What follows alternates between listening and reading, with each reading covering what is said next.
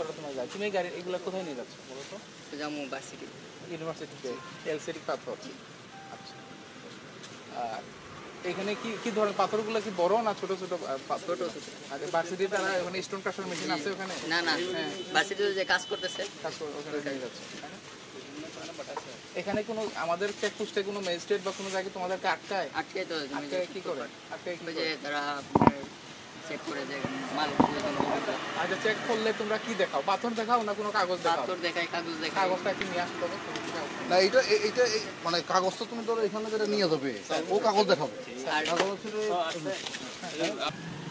দেখেন এদেরকে বলে দিবেন কোনো একটা পাথর যদি এখানে সরানোর চেষ্টা করে একদম কিন্তু জীবন জ্বালাপালা করে দেবো ইনশাল্লাহ স্যার, জ্বালাপালা করে কিন্তু কোনো গাড়ি মধ্যে সকালে যদি নিচে এই সাদা পাথর দিয়ে উপরে যদি অন্য পাথর দেয় ইম্পোর্ট করা পাথর দিয়ে করতে চায় ট্রাকও জব্দ করবো আমি।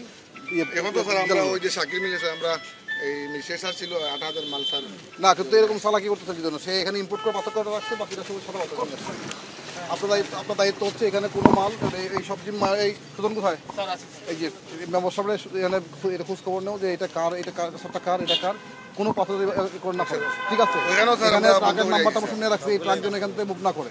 ট্রাক যদি মুভ করে আমি কিন্তু সিজ করবো, বাংলাদেশের যে কোনো জেলা থাকে যেখানে যাবে এখানে, মানে বাংলাদেশ সীমানার মধ্যে যেখানে থাকবে এই ট্রাক কিন্তু সিজ হবে।